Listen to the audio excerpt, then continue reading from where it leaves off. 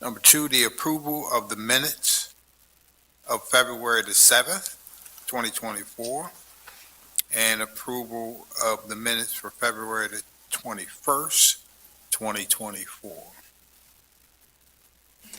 Mr. Chair, I'd like to make a motion to approve both the minutes from February 7th, 2024 and February 21st, 2024.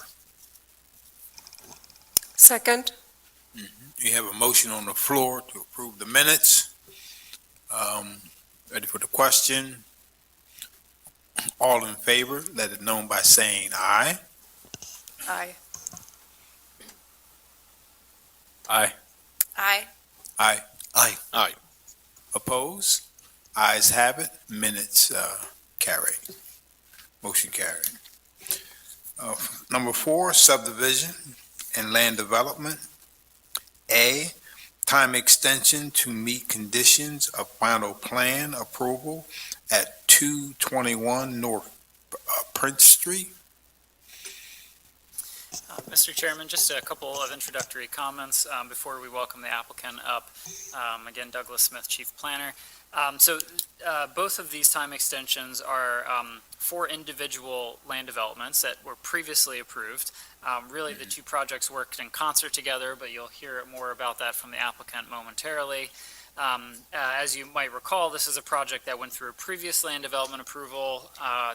There were time extensions granted. Eventually, that did lapse when the Planning Commission did not review that time extension. Essentially, the same land development plan was resubmitted for, reapproved by this commission. So we're back at the 1-year mark after conditional approval. All of the conditions have not yet been met, but there's been some good faith efforts that they'll detail soon about that. So that is the setup here. So I will welcome up the applicant to talk more. Just press the button at the podium to start the microphone. Sorry, right behind you there. You can stand there. Yeah, perfect. And go ahead and introduce yourself. Good evening, Board. Thank you for your time. Chairman, I'm here, Sean McDougall, representing ownership for the Prince Street properties. This is my second time before most of you, not all of you. I was here roughly a year ago to date when I got involved with this project. I think this is the third ownership. This is the gift that keeps on giving, this project. This is the third ownership. Mr. Paul Miller is the owner of the project. He acquired the project and the property in September of 23. I stood before you about 13 months ago seeking an extension as we inherited the project from the previous developers who allowed the clock to run on land development approvals. By the time my firm got involved, they had expired. There was new ownership. I presented before you plans and a request that you grant an extension. I'm back. Prior ownership, when this was originally approved February 2nd of 23, there was a series of conditions, 8 to be specific, that had to be complied with for land development. The most challenging of the 8 was number 1, which is full and complete construction documents had to be completed and submitted to the city. Given the complexity and the nature of the project, all the engineering, civil engineering and structural engineering that had to be analyzed and plans drawn, that took a significant amount of time up until almost May of 23. The challenge for the prior ownership was between really November when we got involved in this project and of 22 and May of 23, the economic conditions changed dramatically. His cost of capital went from about 2.75% to almost 10 in terms of his cost of capital to borrow. Liquidity requirements changed, loan-to-cost provisions changed. So it was predominantly an economic challenge that the prior developer just could not meet, or the prior ownership, I should say, could not meet. Fast forward to September, new ownership, Mr. Miller acquired the project, engaged my firm to follow through on what we had started with Cornerstone Architects, Light Heigl, the engineers. Plans have been completed, plans have been submitted, building permits have been paid.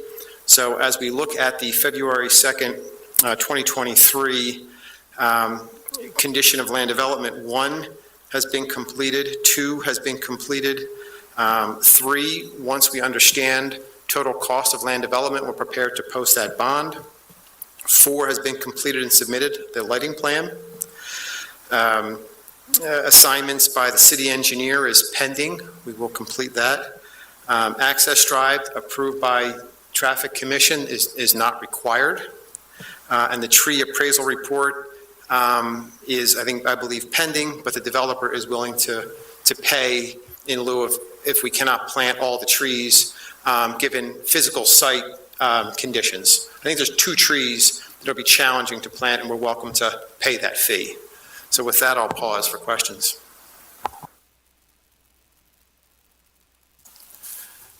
I have one question. When we're looking at the agenda with A and B, are we looking at this as one piece for our approval tonight? Mr. Rowland, I do think that it would make sense to consider both, whatever action you take to apply to both. I'm not sure there's any reason to consider them uniquely from one another.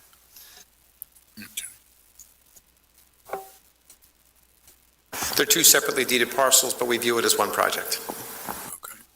Could you clarify what has to be done yet? I know you said financing was the major one, but what exactly does it need to be done? Well, an extension needs to be completed. We have to post a bond for the land development work. We had been working with a member of the city land development team previously, who's, I believe, no longer there. We have letter of credit or actual bond. Once we agree with the land development department over the cost of those improvements, we're prepared to post that bond. So basically the financing issue. Yeah, they want to be sure that we actually complete the project, so we post a bond to ensure that the work gets done that's being approved. Number 5, parcel unit addresses assignments approved by city engineer. We can submit those, to have address assignments. The lighting plan has been submitted, and the easements have all been submitted for review and approval by the city. For the commission's benefit, I'm just going to pull up the conditions of approval so that it's a little bit easier to follow. Just give me one moment here. I think that there are some small differences between the 2 properties, but I'll point those out in just a minute. So the one that is, it actually looks like these were written as one, 221 and 227 are captured here. So you can take a moment to look those over.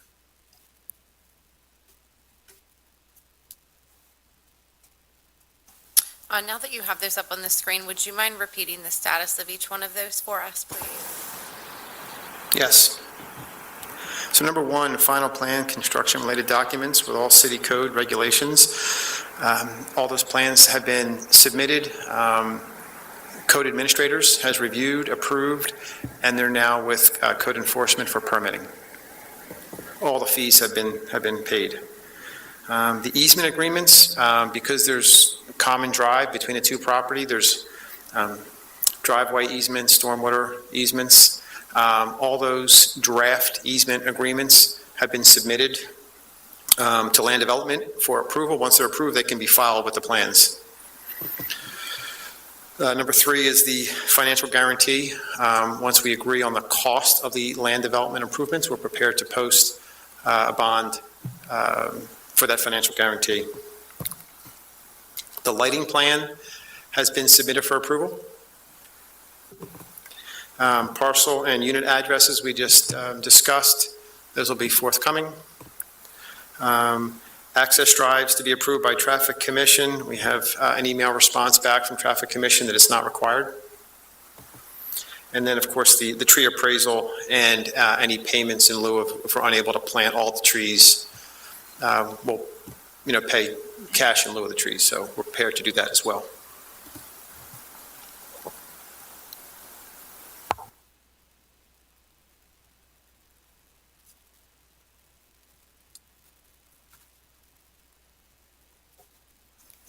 Do you have financing for the project?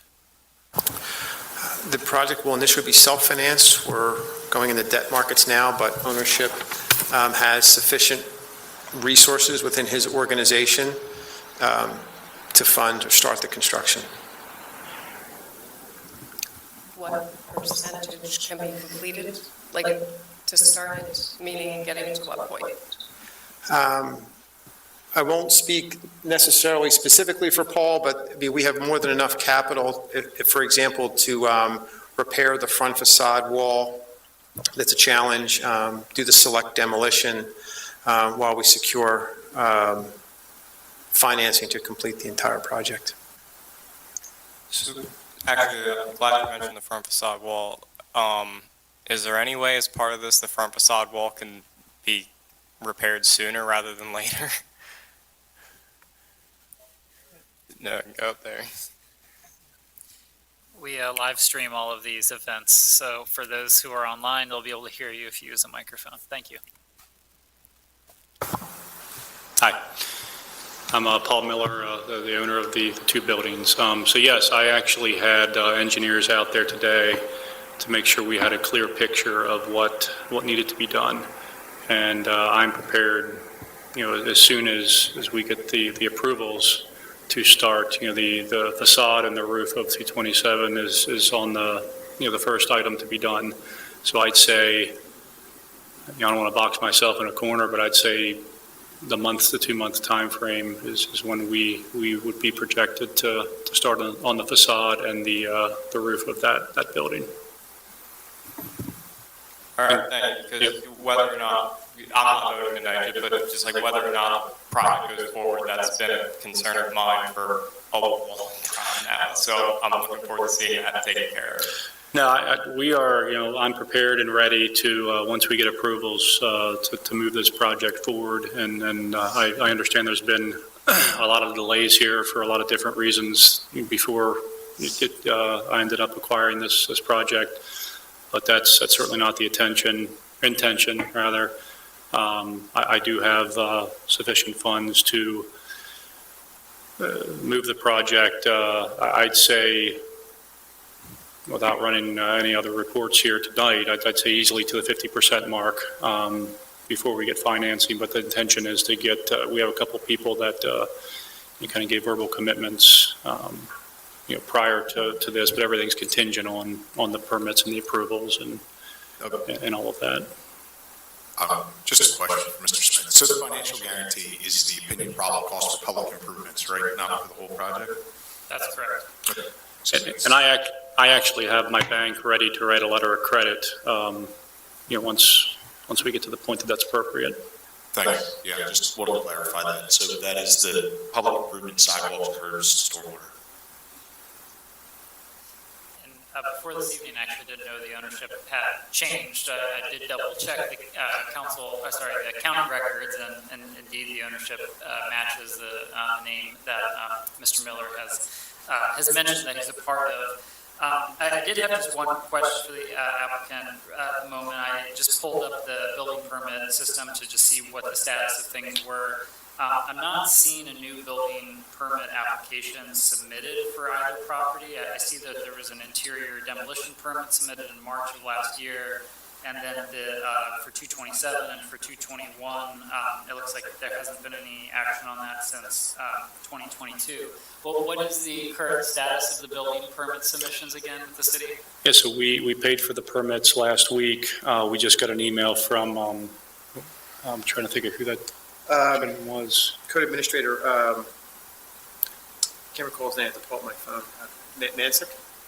Okay, so it was a third-party review. No, code administrators already reviewed, approved, and submitted plans to the city. And then we received an email this morning asking for clarification, actually more on the MEP side of our application. So it's with the city, but it has been approved by the code administrators. Understood. So when I say third party, we farm out building plan reviews in most cases, not always, some are internal. Are you using a previous permit that was submitted under the previous owners, and you're picking up that exact same building permit? I'm just wondering, like, there is an older permit that was submitted here for commercial interior alteration. in 2022. So is that the building plan that you're still running with, or have No. you submitted revised building permits? That original permit was a selective demolition permit. There was a fire in the rear warehouse of Building 227.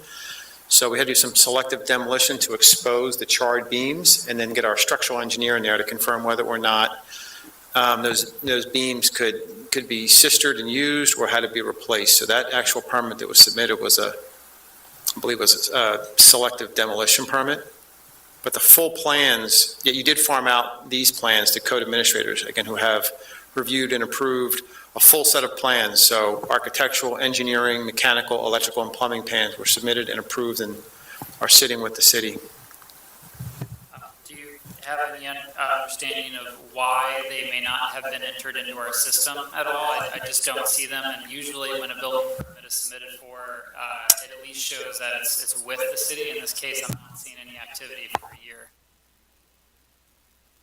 I hope you can understand why we're asking these detailed questions. You know, we're about 3 or 4 years into this project, and nothing has happened with the building. I can tell you We this, just want to make sure that we're doing our due diligence by asking the right questions. within 3 weeks of being involved, Paul moved decisively, spent over $70,000 in permit fees within 2 weeks of being involved with the project, met with his general contractor and a structural engineer today, looking exactly at that facade wall. And this is from David Hamrick. And he had a couple of questions regarding the MEP plans portion of the application. Okay, so maybe the application's been received, but maybe hasn't been deemed complete or hasn't been entered into the system. Yes, again, more on the MEP portion Okay. of the plans. When did you submit the permits? So we submitted the plans to code administrators like 4 months ago. Last Wednesday, fully approved. They requested payment, which was made on Thursday, and then they were delivered to the city Monday morning. Okay. Okay. So maybe there's just a gap in review to entering into your system. What options would we have, because this project has been going on for so long, to consider tabling this so the city can finalize their review of those plans, we can better understand the completedness of them, and then determine the next steps moving forward? Next meeting in 2 weeks. I mean, certainly the commission could consider that action, and if that is what you'd like to do, I can absolutely commit to following through with building code officials here and understanding, you know, what the current status is of the application and whether those plans are, you know, feasible and complete. I'm also interested to know, as far as the easements are concerned, with item number 2, do you anticipate any challenges obtaining those agreements? You have them. You see obtaining the agreements. We submitted the easement agreements for review and approval, and then they can be signed by ownership, and they can be recorded with the plans. So have they been submitted? Yes, they have. So you have all the agreements, Well, the easement agreements it's one owner for both Yes, parcels. between myself. It's between, it all resides right here. Gotcha, okay, that makes sense. I wasn't considering that ownership of that. You know, there again, I would also, you know, urge you, you know, I have the construction crews ready. I have people lined up to start on this as soon as we can.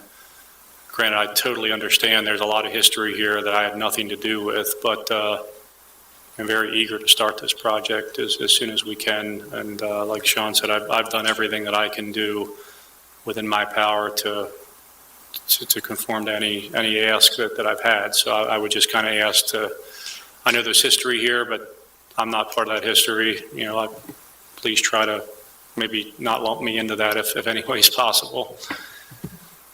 I have a question. We'll confirm that the easements were submitted by Mr. McDougall, and I haven't yet reviewed them because I told him I would wait until this time extension was granted or not, and then we would spend some time reviewing the documents that were submitted, but we have received drafts. Question, for Mr. Miller. The previous owner had expressed that the project was going to be possibly housing for recovery and related services, maybe? I think that's what I recall. Is the vision the same? So my vision is for a multi-unit apartments, So not necessarily that focus. correct? And then my thought to the council is maybe just giving a 3-month extension, if that's possible. I was thinking along similar lines, maybe till July or August perhaps. Because getting into that fourth quarter, I would think it could be done, right? Would you be amicable to that? Just want to amplify the statement. The only time challenge we'll have, assuming the extension is approved, we feel comfortable that the plans will be approved, this is a historic building. We have to prepare brick boards. We have to get historical commission signing off on that facade, the bricks in terms of just color, shape, dimension, depth, the way they're installed. There's a certain, bash and butter joint, I guess is what they call it. So the only impediment to focusing on that wall will just be historic commission approval on that front facade wall. Everything else, we're prepared to start immediately. May I ask a clarifying question, just about the use? I wanted to return to Ms. Shirk's question around what was proposed here. Mr. McDougall, I understand you're with Actus, is that right? And that is Correct. a recovery organization. And so are you involved in the housing component, or is it only in the treatment or the counseling services in the ground floor of 221? Sure. So we're actually healthcare developers. We build a lot of healthcare real estate. We have clients that are predominantly in the healthcare, behavioral healthcare, and mental healthcare space. It's the first floor, 7,000 square feet of 221 that is of interest for medical offices, healthcare offices. So that's the focus. The rest of the units, I think as I testified last time, are designed to just be market rate, housing market rate units. Okay. Could you say more about what the healthcare use is that's taking place there? Counseling, nothing medical, just behavioral health and mental health counseling. Okay. So yeah, no residential or surgical, medical, anything like that. And then for the upper floors, previously it was proposed to be a sober-themed living situation. Is that still the case, or has it changed to anyone can rent there? Anyone can rent there. Okay. Equal opportunity for everybody. Okay. Thanks for the clarification. Oh, sorry, I should just check one other thing. So in 221, I believe there was a variance granted for the number of rooming units. Are you still proposing to use rooming units for the upper floors of 221, or are these going to be standard apartments with their own kitchen, bathroom? As the plans were submitted, I believe it's smaller units. The concept there was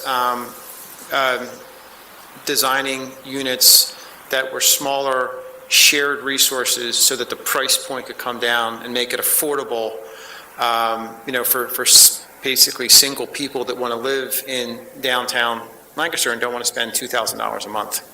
So really the design is, again, smaller units, some shared resources throughout the building to make it more economical. So those shared resources are what in particular? Laundry room, lounges, game room, computer lab, and kitchen and dining area. Okay. And that's only in the 221 building, right? The 227 would be single. Yeah, 227 is a mix of 1 and 2 bedroom units. So the last time we reviewed these plans, one of the concerns staff raised was the size of the kitchen facility relative to the number of units in 221. Can you say anything more about how the interior design might have evolved? Is it sufficient to meet the cooking needs of, more than, I think it's 27 or 28 different units in there? And how many people will be in each of these units? I mean, are they single occupancy, or are there potentially 2 people living in these units? Sorry, I have to give an audible response. It's designed for one person. And yes, we had Cornerstone redesign all the common areas of 221. So there's more than sufficient space. There's game room, computer lounges, TV rooms.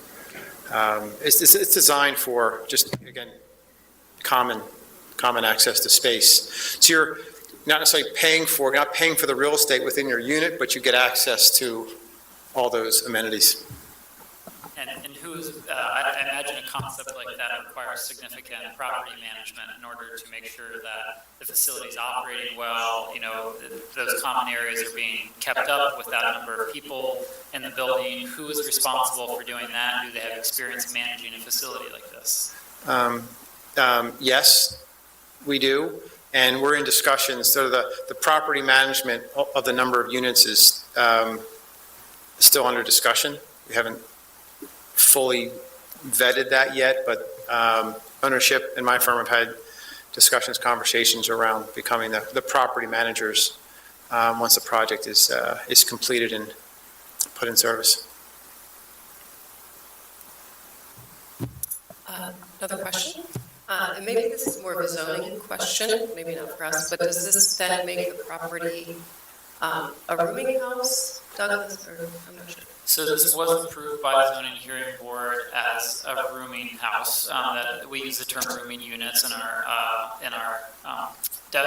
zoning definitions. I think the advertisement might have actually said boarding rooms or something of that effect. But essentially, these are single occupancy rooms with a bathroom, at least according to the last floor plans that I saw, and one single shared kitchen facility. To be honest, in my assessment, the common facilities in the last plan that I saw did not seem sufficient to meet the quoted 42 persons that would potentially be living in 221. I do think that warrants greater discussion, but admittedly, it is outside the scope of the plans we typically review. We don't get into the interior, but this is something that the city does not have good standards around in terms of what common facilities have to be provided with rooming units. This concept was approved, I think, going as far back as like 2019 or 2020, with the original concept that this could be for students, empty nesters, et cetera. That was through the Eberly Myers group. That, as you know, has since fallen apart, but we're still left with this concept that was initially proposed, now is being picked up by a different developer. Well, one other thing I feel it's probably worth mentioning, as soon as I do get, approvals, I plan on removing the bookstore that's in 227 as well. So we probably all want to see that go. Repeat that again. I plan on removing the bookstore that's in the basement of 227 as soon as we get the approvals for land development and construction. So I imagine that's probably something the community wants to see going as well. Okay. So back on the trees, how many will be planted? How many will you be paying for? Has that been determined? I could go either way on that. I mean, if looking at the plan, there is really not that many. If you prefer them being planted, I mean, we can do that. I'm kind of neutral either way. I think there's like 2 trees. I mean, we can. You said 2? I think it's only 2 trees on the plan. The challenge in the trees was not on the Prince Street side. It was on the rear side of the building where the electrical transformers and the switch gears have to go, and the parking balusters, whether or not, I believe they were designed for either 3 or 4 trees in the rear. We may be 1 or 2 short total. Okay. It was not a Prince Street challenge. It was on the rear of the building. It was a challenge just physically being able to get the trees in there. Okay. And the timeline that you were looking for would be what exactly? From land development? Yes. Ideally, I'd like to see at least 6 months. You've seen, or at least the city and Douglas's office has seen tremendous progress in the last 3 weeks. We'll move as quickly on the items that are within our control. The historic approval for that front facade wall, it's unclear how long that will take. could take 30 days, could take 60 days. We have to build brick boards to be approved by the commission before we can actually remove. The whole front brick, as you may be aware, has to come down, and then an entirely new facade has to go up, and it has to be done historically significant. So that is a little bit out of our control in terms of a timeline. So I'd like to see a 6-month extension to give us a little bit of runway to get that approval in place.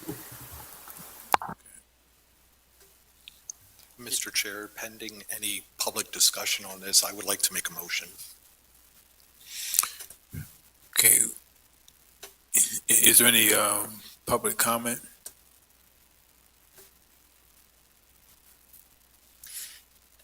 Mr. Chairman, may I offer one final comment, maybe for consideration here? This may be a little bit of a stretch, but I have some concerns about the design of 221 and the rooming units. And I think one of the conditions the commission could set is that for that property in particular, that the applicant engage the city in redesigning some of the floor plan to make sure that there's adequate amenities provided in accordance with best practices, around food storage, kitchen facility size in particular. I think that is the area where in the last floor plans I saw, I had the most concern, and I have not seen what's been submitted recently, so I can't comment on that. And then I would definitely encourage the commission not to go beyond 6 months. I think we need to be encouraging that things are done speedily here on this project. So those are my 2 comments for consideration. May I respond? Follow-up question, please. Do you think that the work that's still outstanding or the plans that still need to be reviewed can be done in a shorter timeline? Could we consider 3 months? This project has just sat for so long. It would be, I agree, I think it's important to keep it moving. And, we're already beyond the February 2nd, 2024 date at this point, so. So the timeline from here, and then I would be interested in Mr. McDougall's response. And I'm sorry, am I saying your last name right, or is it McDougall? Okay, McDougall. Thank you. The timeline from here would be, if the extension is approved, we would need to take a little bit of time to review the legal documentation that's been submitted. Our solicitor would have to take a look at it. There are, I think, 3 different easements or something for the projects. As soon as we do our end of the work, they can record the plans. So it really, the ball would be in our court to act as quickly as possible. I think it's reasonable to say that the plans could be recorded in about 3 weeks, 2 to 3 weeks, depending on how available our solicitor is and how quickly we arrive at a final document. And then from there, if you say a week for recording and gathering signatures, we're basically at a month before the plans are recorded. They would be able to submit and have all their permits reviewed leading up to that, but they would not be able to pull them until the plans are recorded. If any demolition or any other work is needed to take place in advance of those plans, which would be unusual, they would have to get permission from the Planning Commission to do that. So I think, we're looking at earliest a month start from now. And that's assuming the building plans also get approved within that time. And it may take a little bit of time because I know that there's a backlog in that bureau right now. We're actually down a couple of staff members. And so I'm not entirely surprised there might be a delay in us getting the plans entered. So I'm giving them the benefit of the doubt here. But I can't guarantee how quickly those plans will be reviewed and returned.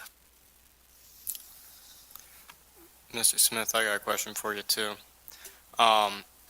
And kind of bouncing off what you said, I don't consider you as part of the reason why this has gotten here, but you do need to understand that you've chosen to jump into you've woven yourself into the historical narrative by purchasing the property. Given the state of the exterior of the property, regardless of approvals tonight, I feel that there is an obligation to see the repairs done. I know that you don't necessarily make the determination on this, but if this building facade and roof and rear of the structure is not repaired soon, do you think this could go through blighted property procedures? Hard to say. I mean, I'm not aware of a recent code enforcement inspection of this particular building, but certainly, the longer any property, the longer any property is neglected, the more likely that becomes. This is on a main corridor. We already know it has structural issues. I do appreciate the intent of the landowner to, reinvest in this property and rebuild the facade rather than proposing demolition or other more severe things. I also just want to add, I don't want to make this process more difficult than it needs to be. We want to see these properties redeveloped. I think that's everyone's end goal. We just want to see it done, quickly and in a way that's safe and good for the community. Mr. Smith, I really like what you said about asking them to discuss their floor plans and review best practices with the city. How much more time would that add?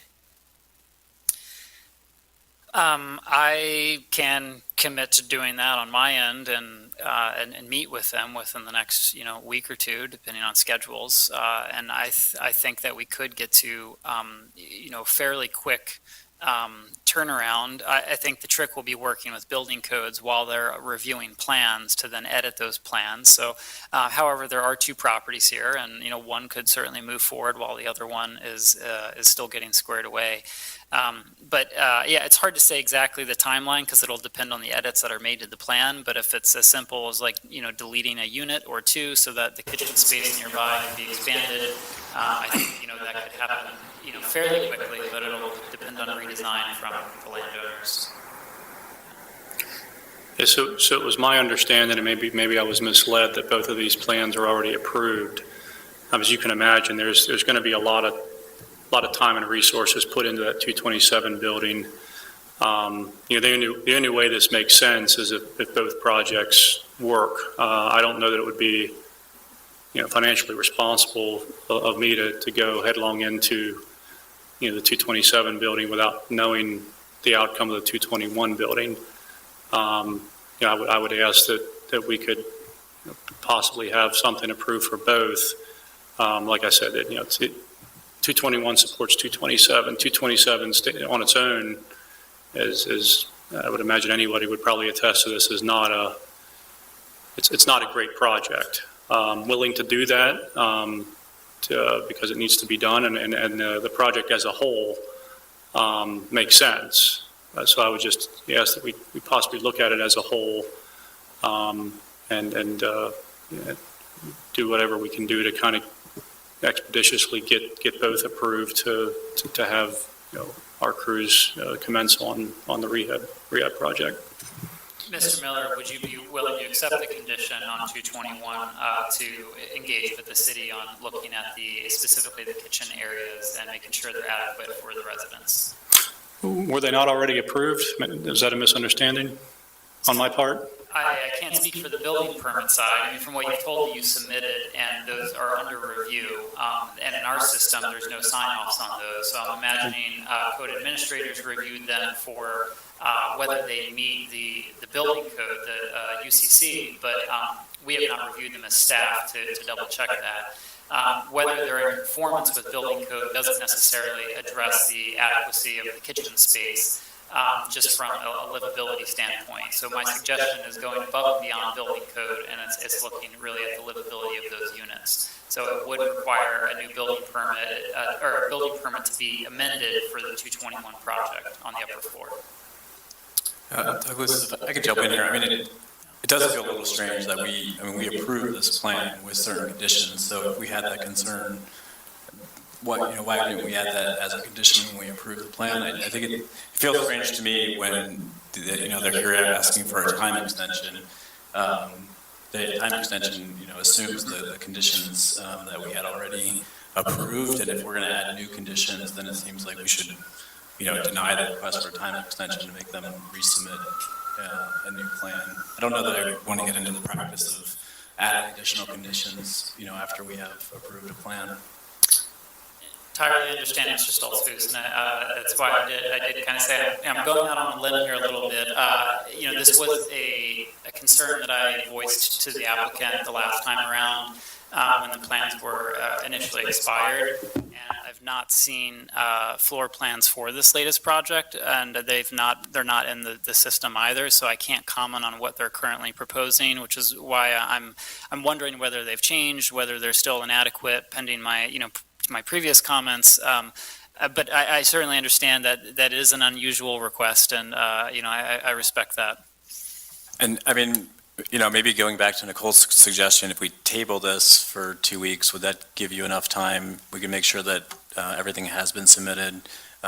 Would that give you enough time to review the plan? And then if they have changed significantly, then we could ask them to, not deny the extension and resubmit a plan if we feel like that's necessary.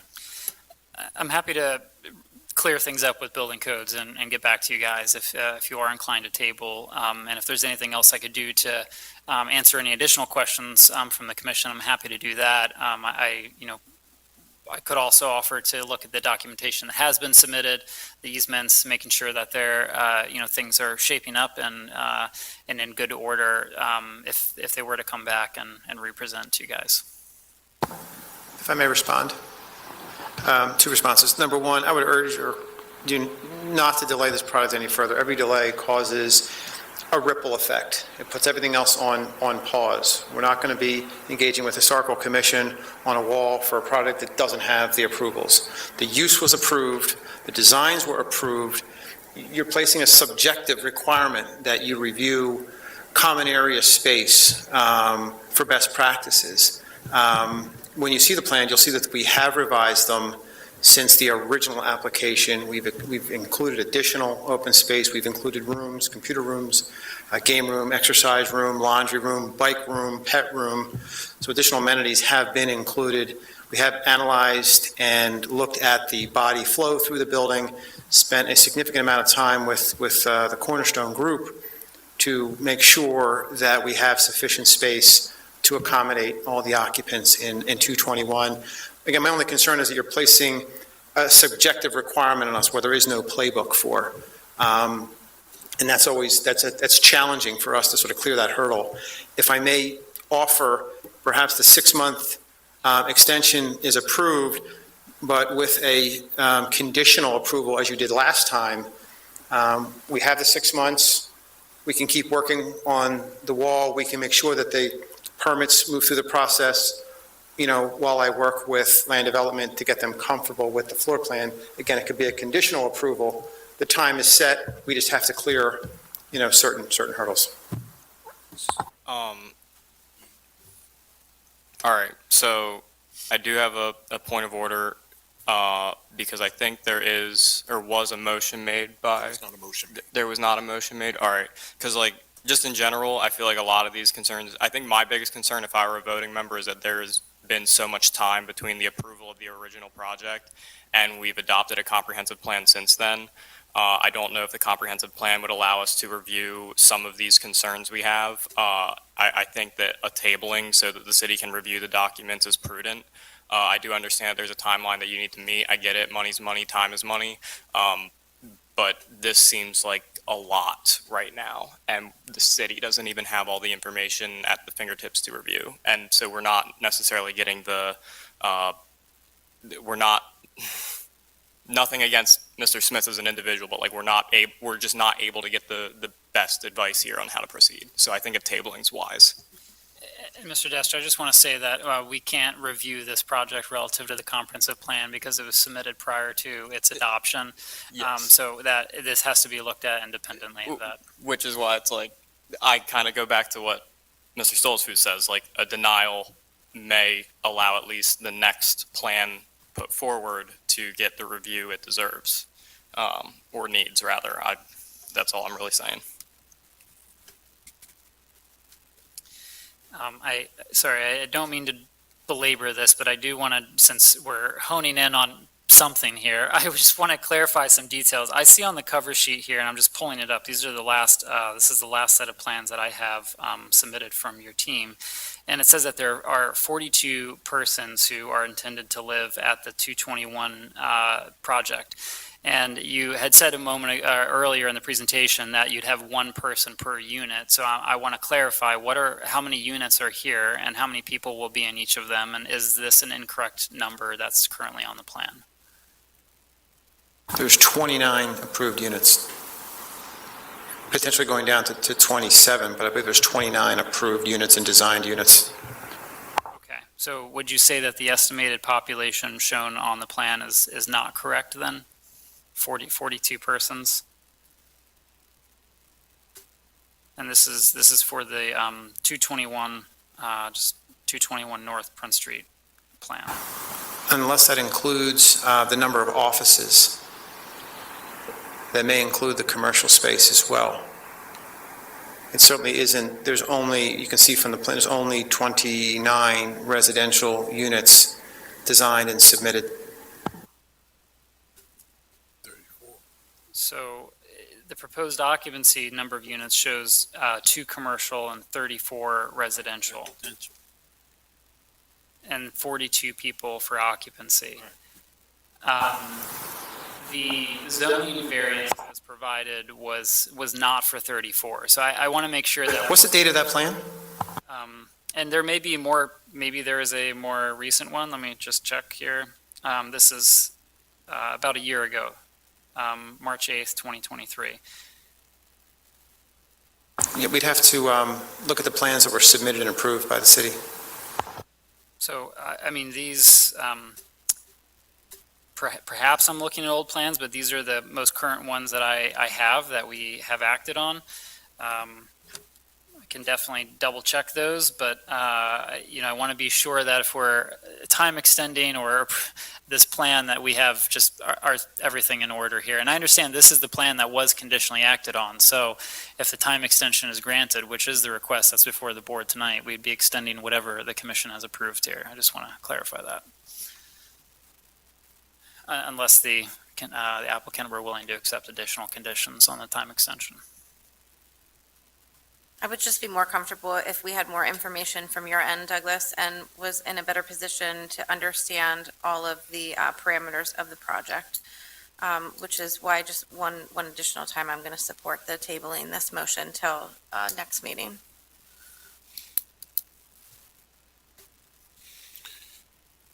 Any further comment from the commission? Public? Sorry, can I just ask one more question? So Douglas, if the plan that they've submitted does not meet the requirements of the plan that we approved, then the plan that they submitted will be denied, Right.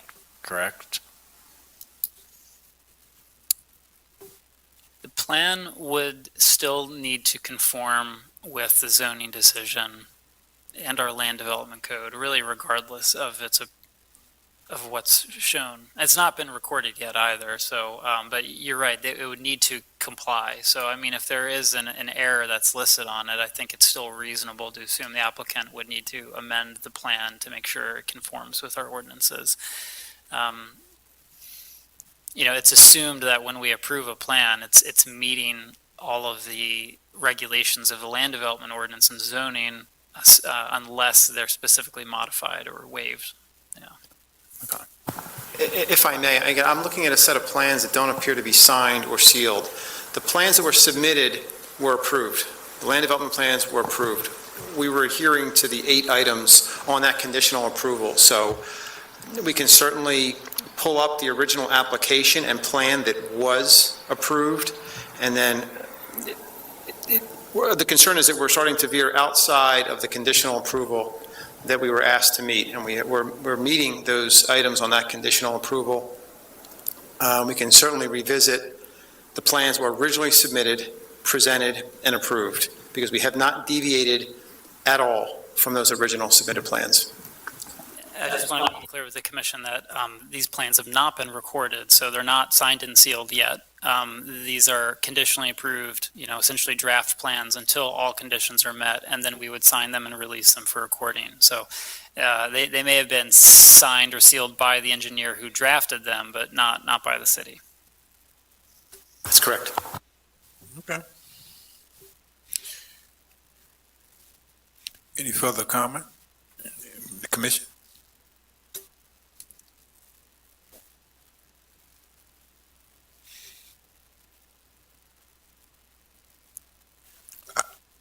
I suggest that we table this issue for tonight and review it in 2 weeks.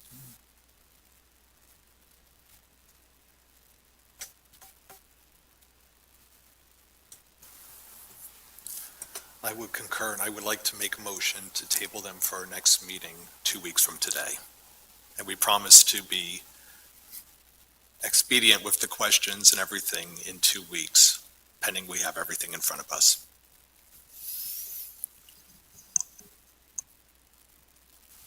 I'll second. We have a motion on the floor to table the current issue. Give the city an opportunity to review.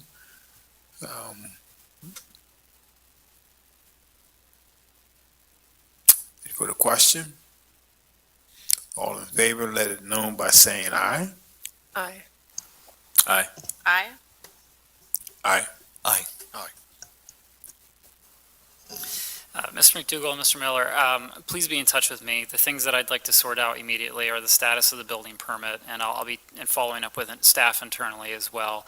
And if we can both look at the latest plan set that we have, if you can email me what you have on your side so that we can be sure we're all dealing with the same document, I would appreciate that. If you have a different revision date, please make sure that that's included in the block of the plan, and double check the number of units that are located in both buildings, and be clear, please be clear with what was approved by zoning and then how many you're asking for in each building. Understood. Also, make a suggestion, if there is any other information that we need to see, it would be in your best interest to come forward with that. Chairman, whatever information the board is looking for, we're happy to submit. We don't know what it is exactly you're looking for outside of the 8 items that we've complied with, aside from some common space in 221.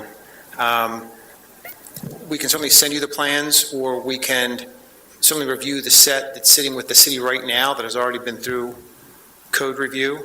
But we can certainly send you those, a duplicate copy of those plans electronically for your review. I might be a little outrageous here, but I think what would be great to see from you guys now is the current owners of the property, or rather you specifically, Mr. Miller, because as I understand, you're just a project manager. Start going to Historical Commission now about renovating a facade, because if that's going to be present in the project approval or not, we'd like to see this building fixed up. You don't necessarily have to go through the whole thing, but I think starting that process would be great and a sign of good faith. Thank you. And, I don't want you to leave without being clear about what it is I'm asking for. And since you expressed some concern about that, I just want to clarify. You've come in here to ask for the extension based on efforts that you've made. I was not able to verify that the efforts you've made around building permits were indeed made, and it's hard for me to make a recommendation to the commission if I don't have that information handy. So I did not know that before this meeting, but you testified here this evening that that was the case, but I can't clarify that. So I want to verify that before I can say in good faith to the commission that you're making all of the efforts that you are. I've given you credit for the things that I'm aware you have made, like the submission of easements. Given my concerns about the density of the project and common facilities, I do want to make sure that the unit numbers are correct and that we know exactly what we're approving, because I understand that my comments were above and beyond typically what a planning commission would comment on. I own that. But the area that we can be sure of is how many units we're approving through the land development plan, and you being clear with us in the building permits that you provide, that is also verified. So if I can see a copy of those building permits and make sure they conform to the use for zoning and land development, that will be very helpful. You told me you submitted building plans, which is to get a building permit. Sorry, I think we're saying the same thing. But yes, the building plans you've submitted to code administrators, please forward me a copy of those. It might be quicker for you to do that rather than for me to fish for them here.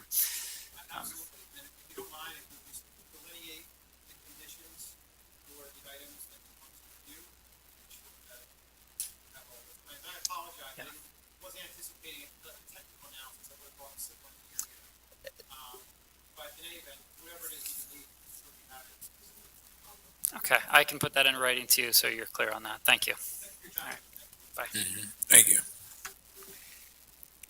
C, waiver of land development for 327, 329 North Mulberry Street.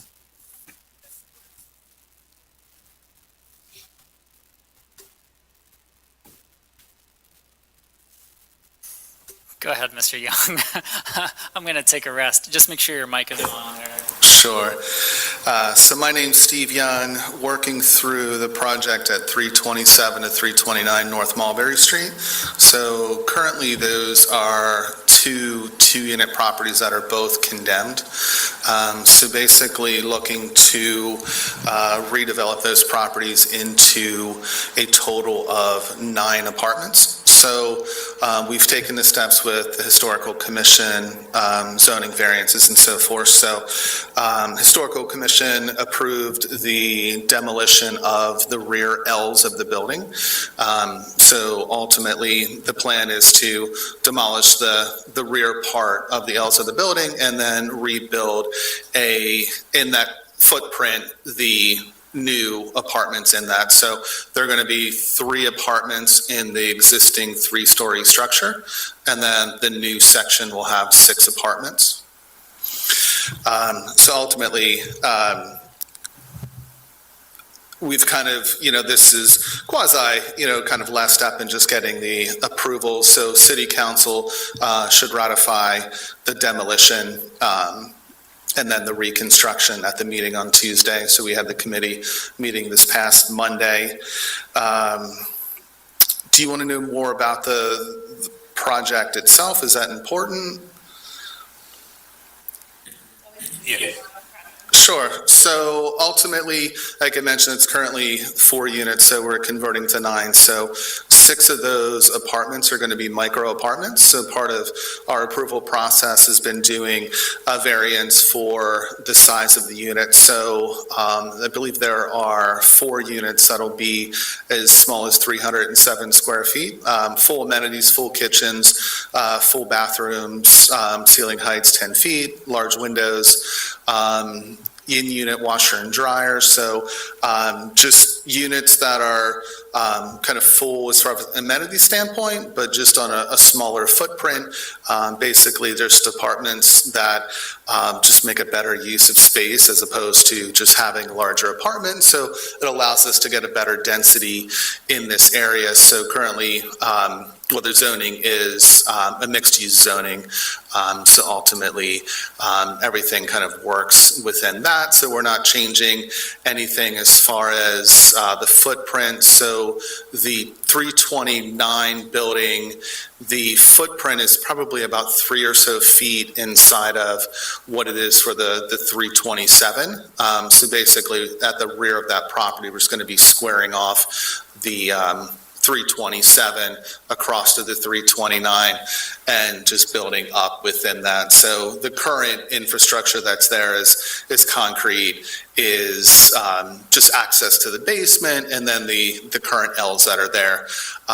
So, we're below, the 1,000 square feet of new impervious even after the demolition of that. So I believe it comes in, as you would expect, just right below that 1,000 square feet too. So I think it's 996, I believe, is the square footage to kind of keep it within. So, so just that rear area just gives us the ability of being able to do the stormwater and so forth, for that. So that'll be done in the remainder of the rear yard, which still provides, I think it's about 20 or so feet of rear yard for the units to share in. Do you have complete sewer facilities planning for this? No, I don't believe so. Sewer module, yes, that's actually, that went before council, I believe, yes, this past evening, sorry, council committee meeting this past Monday. It was approved to move to full council next Tuesday, so there should be action on that next Tuesday, and then we'll provide that back to Mr. Young and his team to submit to the state for the sewer capacity planning. Yeah. And, sorry, it's called different things. Some people call it planning module. It's also I got you. sewer planning module. But yes, you're already taking care of that, and that should be done certainly in time for occupancy permits. Sure. And the building permits are in that process, but again, just kind of taking that step-by-step process. So Douglas has the basic footprints and the basic unit, so we're just, really kind of going through to develop out the construction plans. Yeah, I was honestly just asking, I was curious what would trigger the land development. Certainly over 1,000 square feet would do it, change use, but it's kind of the same thing. So I'm wondering why he's here for the waiver. Yeah, sure. So he is proposing a new building footprint that is over the 400 square feet that we would allow an administrative waiver for. This is going from two family units to a total of 9 units which will be on a combined parcel. So he is demolishing a portion of the rear structures and rebuilding a new multifamily. So any new multifamily building technically triggers land development. So that's why Mr. Young is here. He's requesting a waiver of land development with my guidance after reviewing the ordinance with him. It meets a number of the qualifications for a no-impact land development. And given that there's little streetscape reconstruction, this is not a large stormwater plan, there's no engineered stormwater facilities on site. There seem to be, and there's no parking facilities that are being constructed. There's a number of things that aren't taking place here that would on many other land developments. We thought it would be acceptable to recommend a waiver of land development on this project. My understanding, some of the thresholds that are exceeded here would be connecting or disconnecting new utility lines. I think there's fire suppression that's needed in the structure, so there would be a fire suppression line installed. One of the water lines would need to be disconnected at very least at the curb and the main. One of them would remain. I think both sewers are allowed to remain. Yeah, I think the question would be on the water mains is the size of what that's going to be required. Since there's 2, one could be used for the suppression and one could be used for domestic water. Sure. So we just may have to make the one a little bit larger if necessary. And then we did receive the variance for off-site parking for the other units. So we had a grandfathered in for the 4 existing units, and then we have off-site parking for the other 5.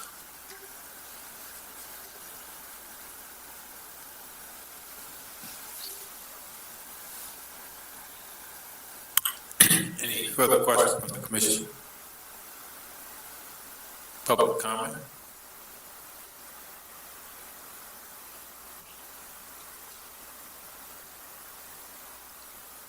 I'll make a motion to approve the waiver for land development as requested for these properties. I'll second it. We have a motion and a second. Mr. Chairman, I have one question. The recordation of the combined deed, at what point in the process will you be taking care of that? Just to make sure that, the new deed is a deed recorded the structure now crossing property lines and, building that would allow crossing between the property lines. Just curious where. Sure, yeah, I think the goal was just to be able to get the waiver of the land development, and then we can just redo that deed into one. I think I did talk to Jamil. I believe we are going to be using the 329 as the address, since that'll be the entrance to the majority of the units. 327 will exist, but just for that individual unit that had access from Mulberry. So yeah, putting together a new deed would, as soon as, after this, so whatever would be necessary. Probably take a few weeks to get that redrafted, but. No. Yeah, a deed of merger can be done at the county recorder of deeds office by simply choosing the 2 deeds that you want to combine and asking for a combination. Yeah, you'll need someone to draft up that deed of merger, but it essentially references the 2 existing deeds. I would say maybe, and I know a motion's already been made here, maybe a condition of approval could be that the deed is recorded.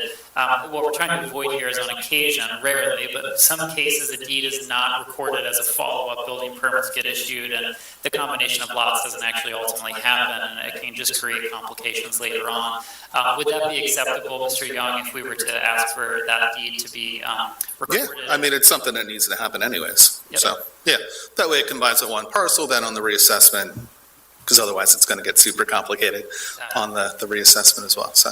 Got it. Well, yeah, then I will amend my motion to include that condition of the deed being recorded, but still recommend approval for the waiver of land development. I'll second. We have a motion, second. Any other questions? All in favor, let it know by saying aye. Aye. Aye. Aye. Aye. Aye. Opposed? Ayes have it, motion carried. Thank you. Congratulations.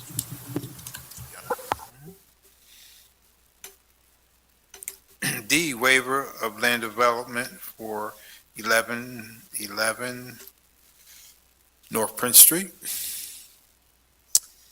Yes, Mr. Chairman, I'll be presenting this request this evening. Just give me a moment to pull that up. Maybe it's here. No.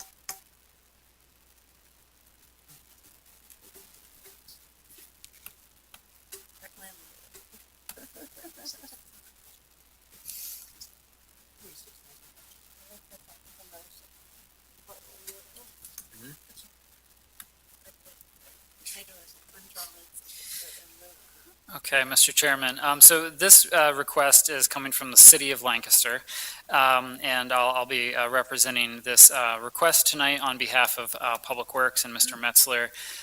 So this is the Prince Street parking garage at the corner of Prince and West Orange Street. And the City of Lancaster is proposing to install a standalone bathroom unit here underneath the Prince Street parking garage. It would be within the parcel of the parking garage on Parking Authority property. The city does have a signed agreement with the Parking Authority to operate and have this bathroom facility there. There is a water line and a sewer line that has to be connected to this bathroom. What's being proposed here is what's called a Portland loo, and these have become popular in cities around the country who have been active in providing public bathroom units for especially for the unhoused population. So this is certainly an upgrade from what has been provided in the past throughout the city in form of porta potties mostly. So this would be a single bathroom stall, approximately about like 12 by 8 or so. The door, I confirmed, would swing on private property, would not interfere with the public right-of-way. I do have, I'll pull this up, just a letter of request from the city. The restroom facility, which will be owned, operated, and maintained by the City of Lancaster, independent of the parking authority, is intended to serve the general public and specifically the housing insecure population living in the city. Although this project will be installing new utility laterals, it meets the intent of a no-impact land development per the subdivision land development ordinance. I also just wanted to show you briefly what one of these would look like. I only have a sort of a top-down rendering, but the exterior walls are shown here, as well as the toilet, and there is a sink as well. I'm just going to zoom in a moment here.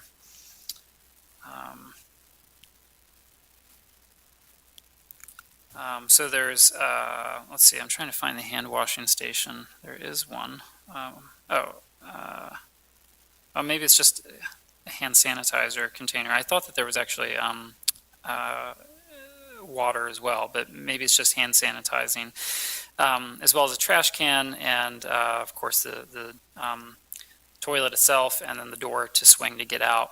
So it is, I'm sorry, there's actually a utility closet on the back of it. The door is on this side. So it allows and there's electric in there for lighting, so it can be used at all times of day as well. So this is technically really a standalone building, it has its own utilities and electric, so that's why it's before you, and because of the utility changes, I cannot provide the administrative waiver myself, so that's why we're before you this evening. And the city's looking to construct very quickly on this. In fact, some of the prep work began.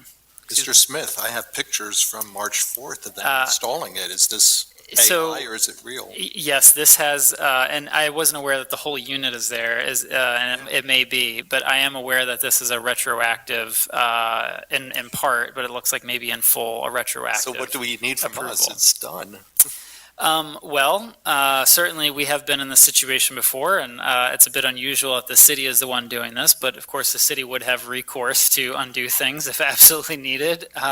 But we're still working through building permits. This is ongoing. And let me just preface this by saying that the urgency here is that the city will have no emergency low barrier shelters anywhere in the city in about a month's time.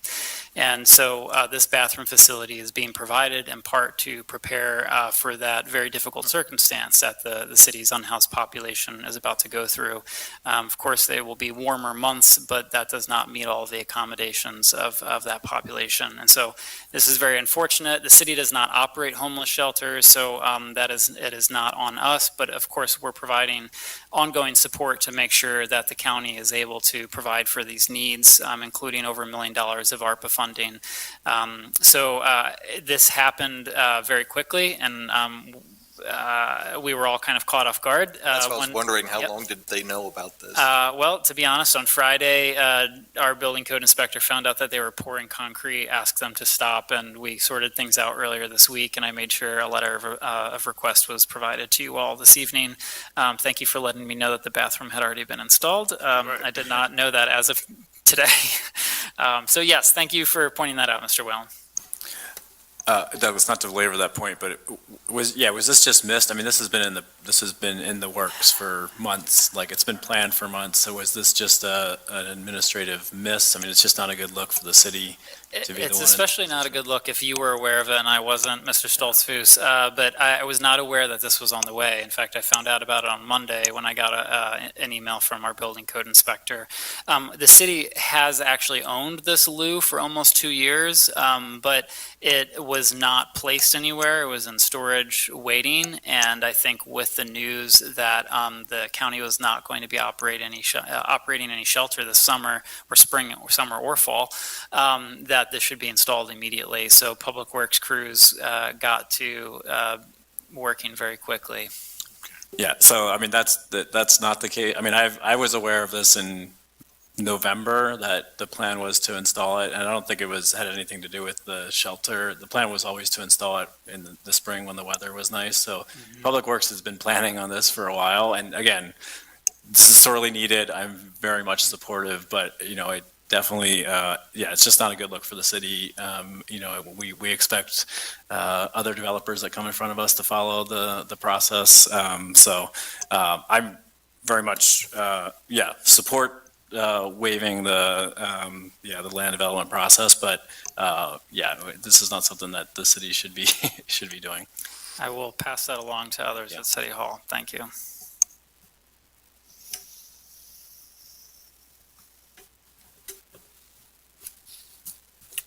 Okay, any further comment? Public comment?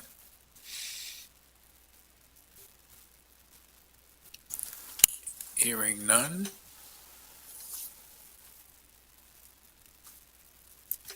Mr. Chair, I'll make a motion to waive the land development for 111 North Prince Street. I'll second. We have a motion and a second on the floor. Ready for the question? All in favor, let it known by saying aye. Aye. Aye. Aye. Aye. Aye. Aye. Opposed? Ayes have it, motion carried. Congratulations, city.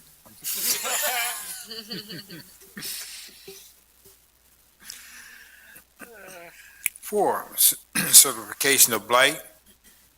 A, 549 Rockland Street.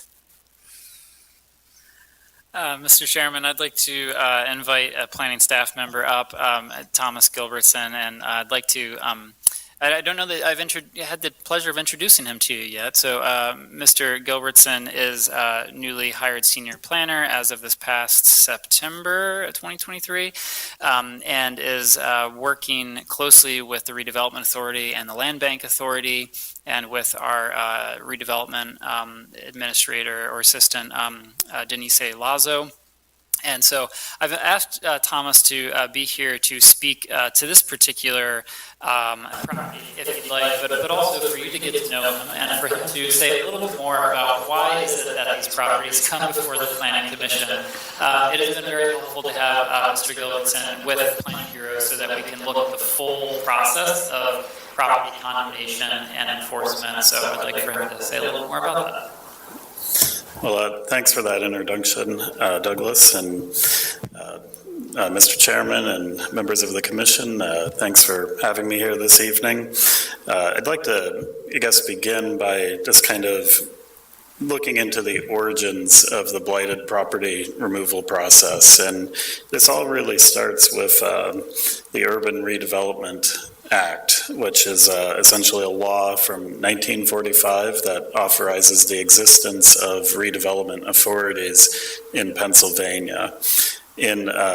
Now, I guess in the early years of operating under that law, a lot of the redevelopment schemes implemented by redevelopment authorities were kind of these large-scale urban renewal efforts covering significantly notable sites, entire neighborhoods in some cases, just very large-scale work.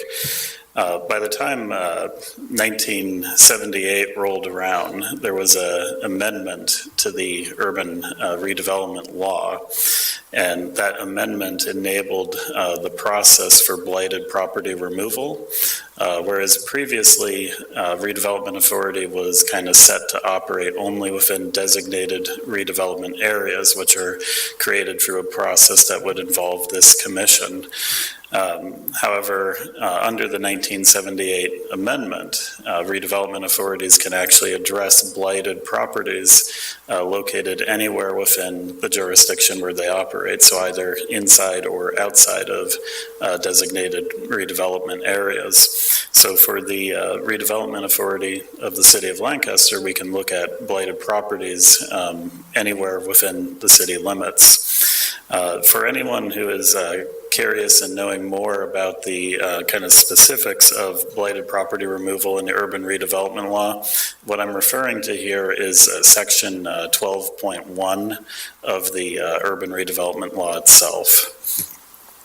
So just to provide like a very basic overview before we get to the formal business tonight regarding blighted property removal, essentially Section 12.1 is, in addition to empowering redevelopment authorities to remove blighted properties, as I had mentioned, not only outside of urban redevelopment areas, it sets forth a prescribed procedure for doing that, and that begins with the establishment of what's called a Blighted Property Review Committee, or as it's formally known here, the Lancaster Property Reinvestment Board, which had previously looked at the property that will be evaluated tonight.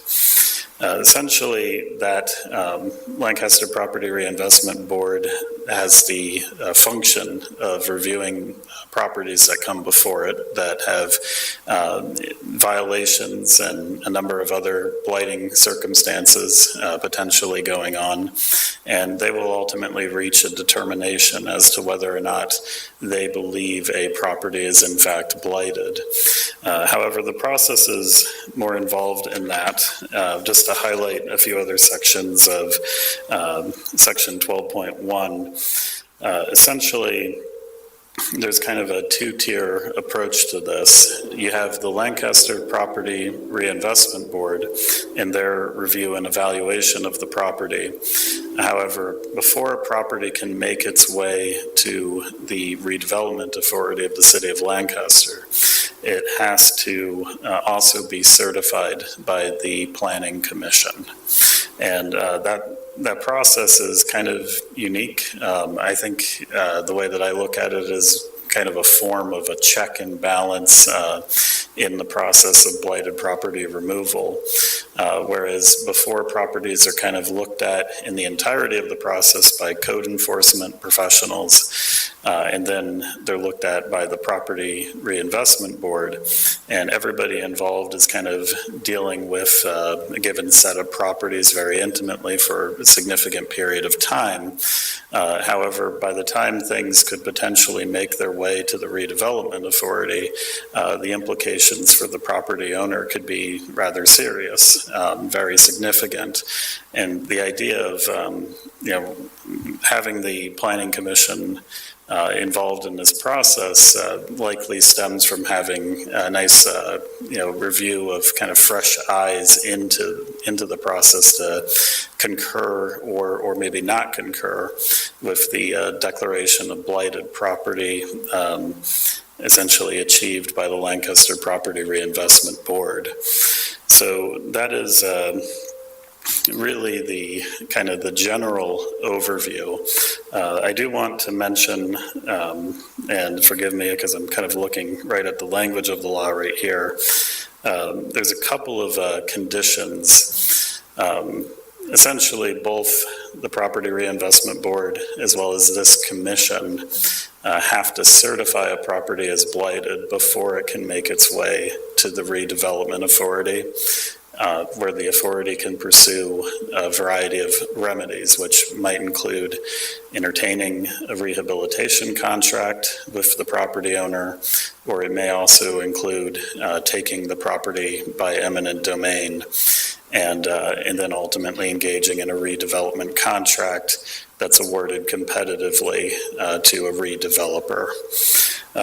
Before that can occur, there's a couple of conditions. The first being that property cannot be certified over to the redevelopment authority unless it is vacant, unless the property owner has been essentially duly and properly notified of the notice of blight that has been granted to the property owner or given to the property. They have to be allowed a time period for their appeal of that notice of blight.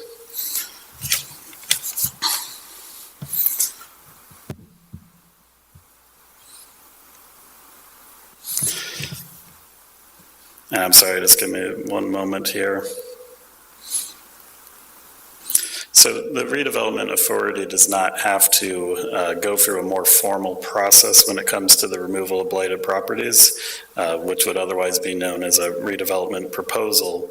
But I will say that if this property is certified as blighted by the Planning Commission tonight, the Planning Commission will be contacted shortly by the redevelopment authority through a formal request to ask for a use recommendation, a reuse recommendation on the property after the blighted conditions have been dealt with. I do want to actually read this provision here.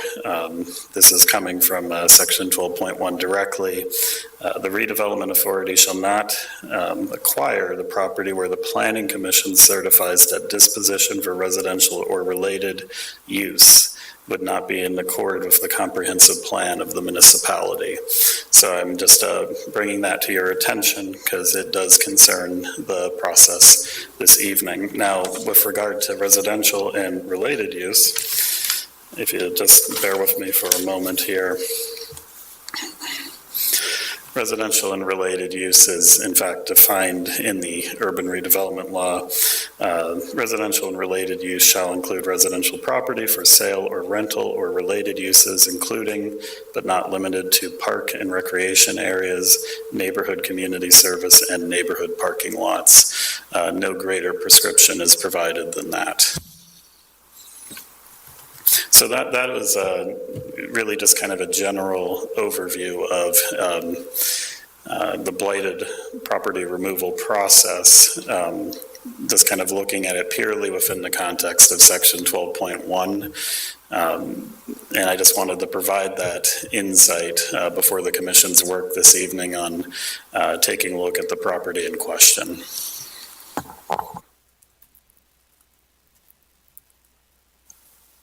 Can I ask a question?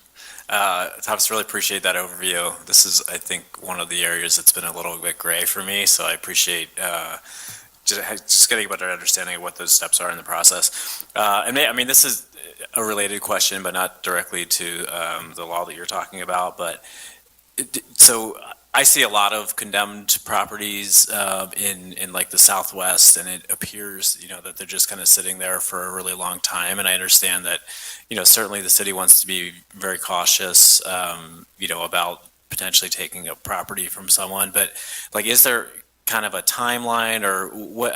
I guess it's probably a little arbitrary because the idea is that, the owner maybe is trying to act in good faith to bring a building into compliance. But for these properties that we just see like sitting there, while we're in the middle of a housing crisis, like, is that process being reviewed at all, or are there kind of timelines for how we can move some of these properties maybe a little faster? That's an excellent question, and I can speak, just kind of generally into some internal efforts that have been discussed at the level of the Property Reinvestment Board and also the Redevelopment Authority. There are internal efforts taking place within the city, an effort called Properties with Promise, to take a look at kind of the entire spectrum for how we focus on the removal of blighted conditions and blighted properties to bring them back into productive use. And so that goes all the way from the actions that take place within the Bureau of Property Maintenance and Housing Inspections, through all those code enforcement actions, to how a property is processed within the Lancaster Property Reinvestment Board, which I should mention does more than just simply evaluate properties to determine whether or not they can consider them to be blighted, but they do in fact actually directly entertain rehabilitation agreements even at the level of the Lancaster Property Reinvestment Board. And then ultimately that all trickles up to the Redevelopment Authority. Now, a couple of things that kind of inhibit the process of bringing properties back into productive use that might, show a lot of signs of blight. There is a technical definition outlined in Title I of the Pennsylvania Consolidated Statutes that concerns what is a blighted property. So a property that might have a number of factors that are unsightly or undesirable might not necessarily meet the definition of a blighted property. And so there's a possibility of that throughout the neighborhoods in our community and elsewhere. The other aspect of this is that in terms of code enforcement and priorities and operations within that bureau, there's certain maybe priorities and perhaps a desire to focus on more severe scenarios where the impact to the neighborhood and to the public health and well-being of individuals might be more severe.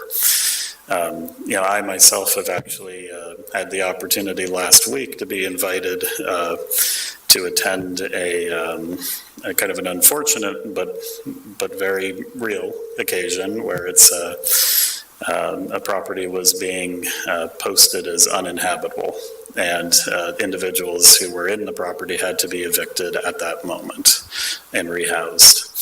And so there's some properties that might just have kind of an unsightly appearance, and then others that present circumstances that are life-threatening. And so there's kind of a spectrum of different scenarios that are out there. And the other reality that we run into is not every property has the same capability to come back into productive use. Some properties, you have multiple competitive bidders going after, hoping to gain the award of the property to bring it back online. And then other properties are just a very difficult circumstance. And resources on behalf of the authority to actually take a property by eminent domain is always a tough question. And it's been kind of an inhibiting factor in the past. And so typically, there's a tendency to try and provide an opportunity through the owners to learn about the code violations and come into compliance with those code violations. And then if it becomes more severe, that they might go before the Property Reinvestment Board and be granted an opportunity to participate in a rehabilitation agreement to bring their property back into a safe and productive use. And if that fails, then it may have to go before the redevelopment authority, but we try to exercise the taking as a last resort.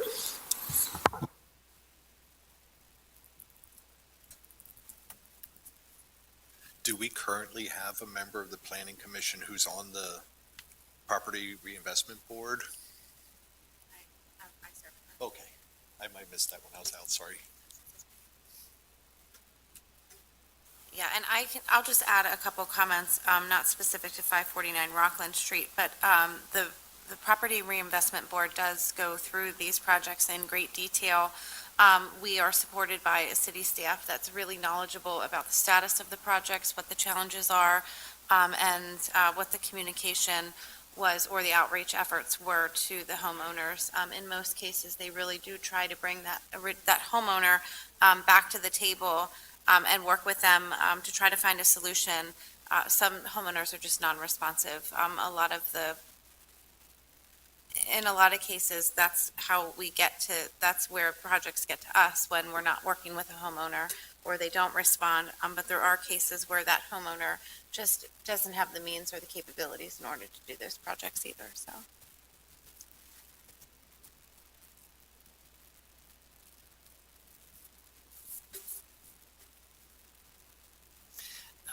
Would it be helpful if I moved through a couple of these pictures, if you'd like to look at this property? Right, yeah, I'd like to take it. All right, give me a moment here. All right, so Mr. Gilbertson, I assume this is the rear of the home, is that right? Okay. Sorry, I might have to flip these around as I go to make sure you guys get the right perspective.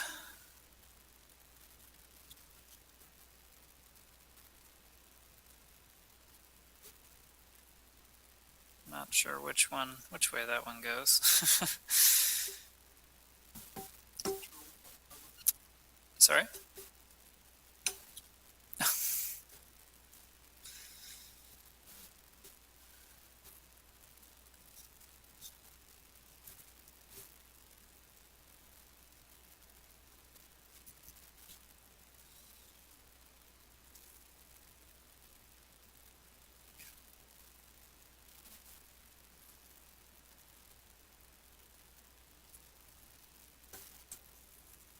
And I noticed the Google map picture, Street View, was about the same time that these condemned pictures were taken from the inspection.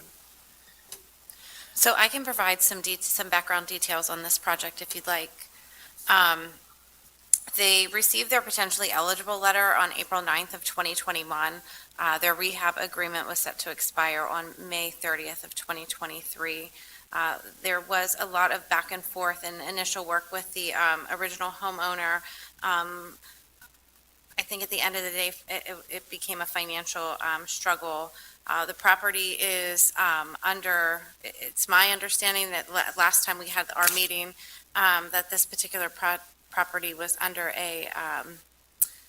very close to a sales agreement, and that the city was potentially going to consider options, working with that homeowner if they can take the property quickly enough. But it was in a pretty dilapidated state, as you could see. And I think it's my understanding the ownership has changed. Is that right, Mr. Gilbertson? Did you provide that information? That is my understanding as well.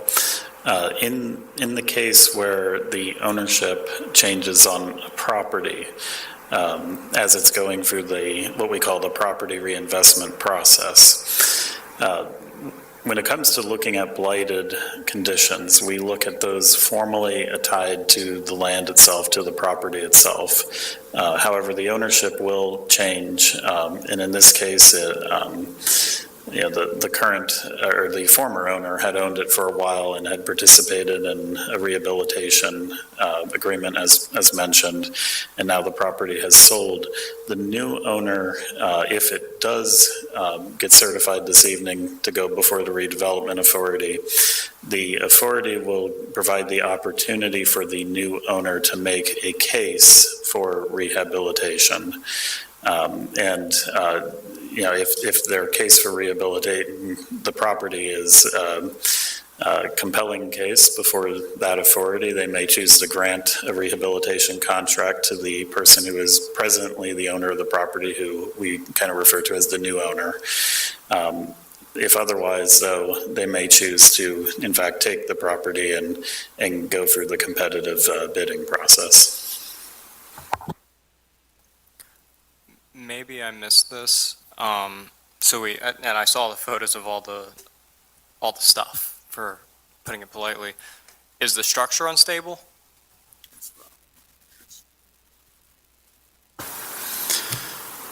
I do not have information on the nature of the structure, unless that was documented in a file passed along by the Property Reinvestment Board. Which I do have handy, but I don't remember that being, sorry, that went blank. I don't remember that being included here. There are a number of conditions that are noted here, and I can read through a couple of them if you give me a moment. So typically this file that I have, and you're welcome to page through this, I can pass this down. This is essentially all of the legal documentation and record that we have on a property. Ms. Sufert would be familiar with these. It provides a timeline of notification.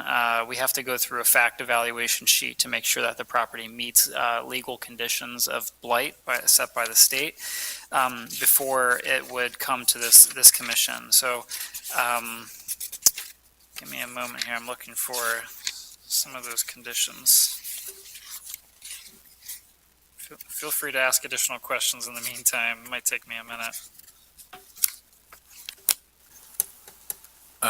Thomas, I have a question that's not specifically related to this process or this property, but again, more related to the process. So for, you mentioned the competitive bidding process that happens at the Redevelopment Authority. Is there a preference given for affordable housing developers, or for a home becoming an affordable home?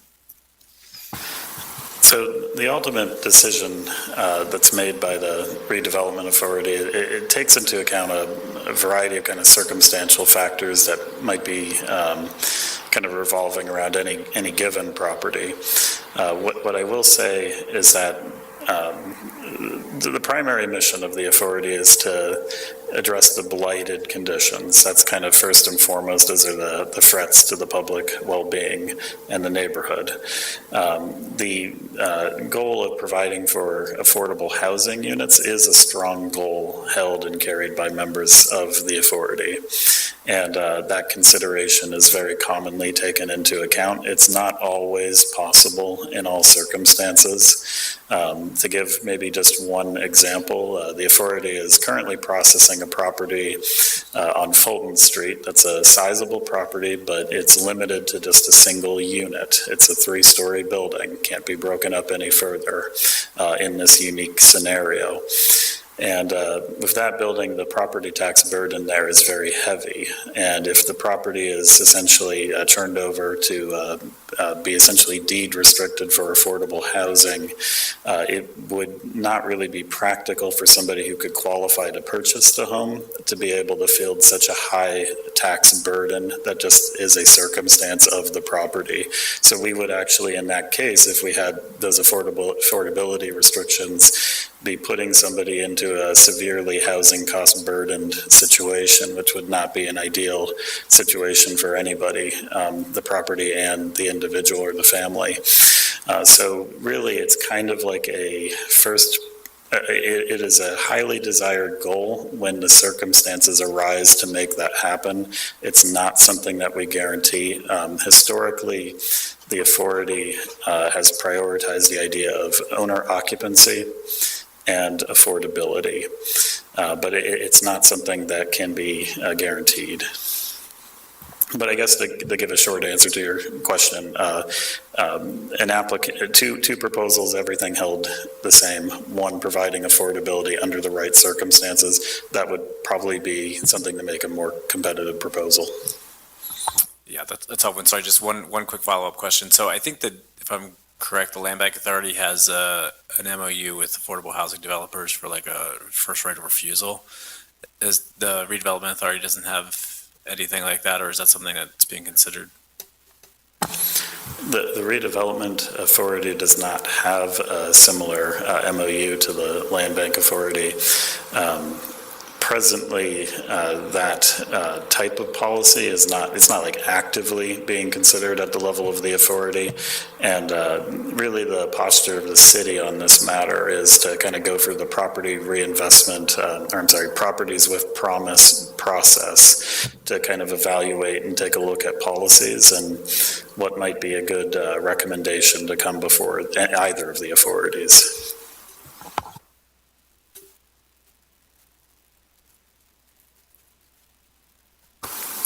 And I'm sorry, Douglas, I have called up the definition, the statute there on the definition of blighted property, if that information would be beneficial.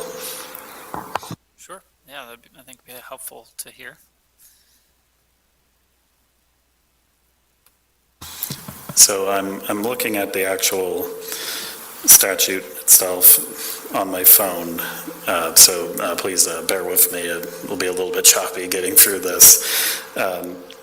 There's 9 criteria that are being looked at when considering a property as blighted. I'll actually just go through and do a very cursory reading. The first criteria has 2 components. The first, the criteria is a premise ascertained to be a public nuisance due to physical condition or use and regarded as such in common law and deemed to be a danger to public health, safety, and welfare or public nuisance as regulated by a locally adopted property maintenance code, or if no such code exists, any compatible code enacted under the Pennsylvania Construction Code Act. The second provision of that criteria, the condition, so a premise, the condition of which contains an attractive nuisance created by physical condition, use, or occupancy, including abandoned water wells, shafts, basements, excavations, and unsafe fences or other structures, or which contains an unauthorized entry, unsafe equipment, or other safety risk. So what could be a qualifying factor there if the property is kind of unsecured, has a variety of areas that are kind of dangerous that somebody might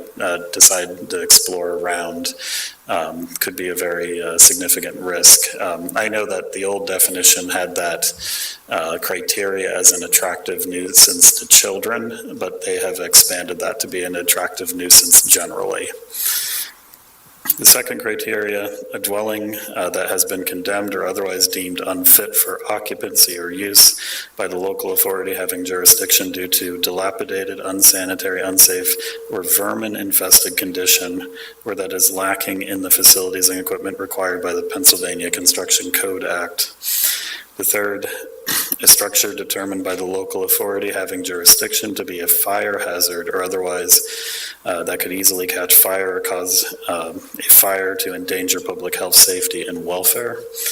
The fourth, a vacant or unimproved lot or parcel of ground located in a predominantly developed neighborhood that has become a place for the accumulation of trash and debris, or a haven for rodents and other vermin by reason of neglect or lack of maintenance. The fifth, a property that is vacant and has not been rehabilitated within 1 year from receipt of notice for corrective action as issued by the local authority having jurisdiction, except a property where a valid construction permit is in place.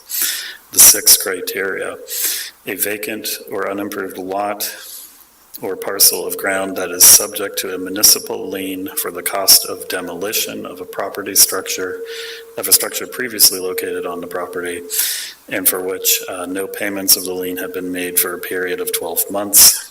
The seventh criteria, a vacant or unimproved lot or parcel of ground on which the total municipal liens for delinquent real estate and property tax or any other type of municipal claim are greater than 150% of the fair market value of the property as established by the Board of Assessment of Appeals or other body with legal authority to determine the taxable value of the property. The eighth, property that has been declared abandoned in writing by the owner, including an estate that is in the possession of the property.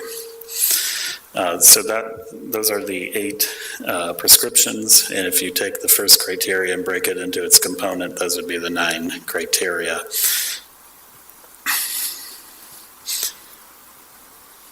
Mr. Gilbertson, if perhaps you can share that definition and with me, I could forward that to the commission, just so we can have it handy as we consider these properties. I'd appreciate that. Absolutely. Thank you. I should mention that a property can be considered blighted just based on meeting any one of those criteria. So the folder is getting passed along. If you'd like to take a look through any of that. The photos that I showed you this evening are not actually included there. I requested specifically that I get additional interior photos. I only had exterior photos in that packet. So if you need to look at them again, I can pull them up. Yeah, I might be wrong. I might be wrong in what I reviewed there. It didn't seem like the core of the structure itself is unsafe. It seems like it's all the conditions inside that make this a real issue. I would have concerns about raising the property, especially because this was an older structure. Like looking at the architecture, it's an older structure. This part of town was historically demolished through these type of procedures. I'd be interested in seeing it come back to life. I don't know if you guys have any other thoughts there, but I think that's like the line for me personally is like demolishing the structure. I think all of us want to see properties go back into use.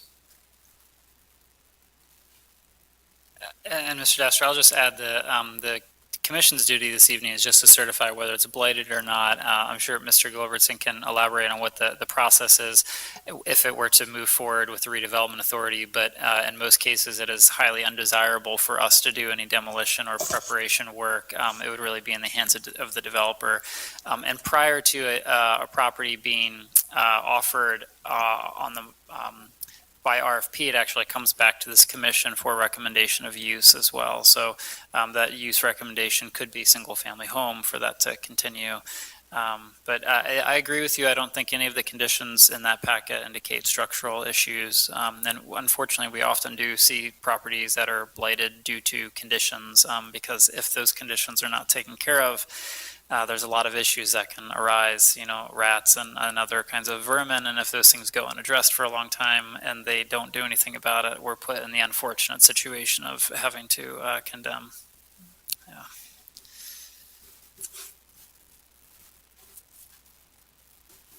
Mr. Chair, I would like to make a motion to certify 549 Rockland Street as blighted. A second. Yeah, we have a motion and a second to certify 542 Rockland Street as blighted. Ready for the question? All in favor, let it known by saying aye. Aye. Aye. Aye. Aye. Aye. Aye. Opposed? Ayes have it, motion carried. Thank you.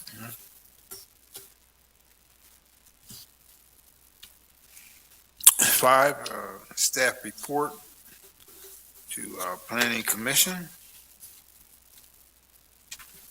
Yes, thank you, Mr. Chairman. I have a couple of exciting updates. I'll be brief because I know our meeting has run a little bit longer than maybe we anticipated. First, I'll say we are preparing to issue a request for proposals for what is referred to in the comprehensive plan as the East End Neighborhood Plan. This would be including the reuse of the prison site at 625 East King Street. We anticipate having that RFP out in, I don't know, the coming week or two, maybe I'll say weeks plural, just in case procurement takes a little bit more time to get things sorted out. But we do have a draft proposal. I've been working with Mr. Gilbertson on that too. Really appreciate his help on that planning effort. So once I have the RFP out, I'd be happy to share that with you all. We're looking for some highly capable planning firms to look at issues like land use and infrastructure, streetscape improvements, connection to Reservoir Park, a variety of things in the surrounding neighborhood as well, evaluating historic resources, commercial opportunities, new housing opportunities. So we're very excited to look at not just the prison parcel, but also the surrounding neighborhood and how we can really stitch things together. And we're also undergoing a parks plan that is looking at prioritizing improvements to Reservoir Park too, so this is very timely.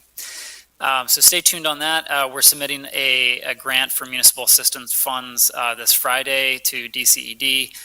That is looking for $122,000 from the state to assist with that planning effort. So that went before City Council this past Monday, Council Committee, and it'll be at full council next week.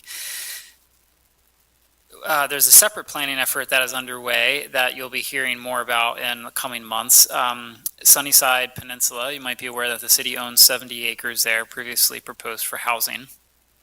That project, there was an RFP that was put out asking the community for the design of an environmental center and construction of an environmental center, as well as a master site design for the 70 acres that the city owns. So that award was provided to Partners for Environmental, Partners, PES, Partners for Environmental Stewardship. There it is. Still getting used to this new organization. It is a nonprofit put together by the High Foundation and some other very capable partners, and they are committing to building an environmental center there and doing a site design for the peninsula. They've put together a team of really exceptional consultants. We're very excited about the team that they've assembled, and that includes Andrew Pagan, who is a nationally renowned landscape architecture firm that has done a variety of environmental projects all around the nation, very high profile, as well as Power 7, who is an architecture firm out of Philadelphia and is focused on extreme green building design. They've done some very cool stuff too. So plenty of others to mention, but that's the short of it. So there's two planning processes there. There's one for the environmental center, which will be operated by this entity, and then the one for the environmental preserve, which will be operated by a different entity. All of the legal structures still need to be sorted out, and there will be engagement certainly around the site design as well. So keep your ears out for more information on that front. Let's see, I think the next thing I wanted to mention was just the projects that are under review. I did give you the project list in your packet if you wanted to take a look at that. That details all the projects that you've conditionally approved or are under current review right now.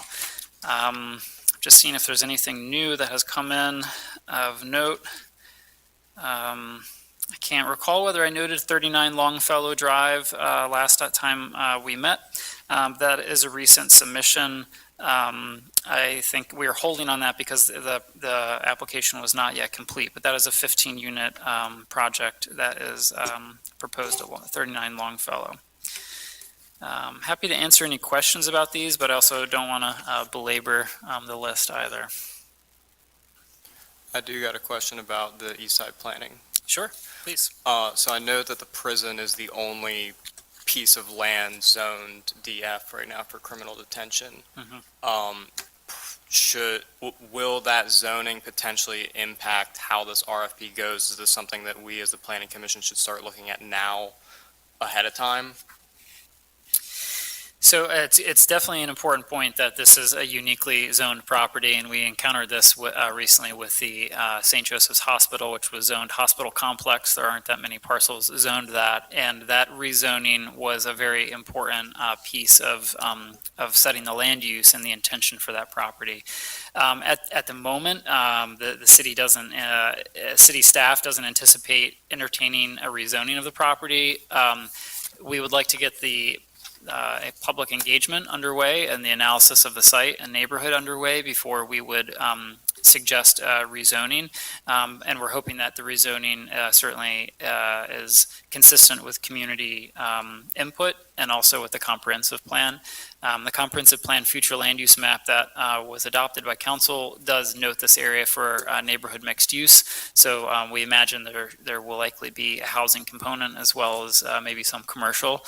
But the exact mix and what that looks like is too early to say at the moment.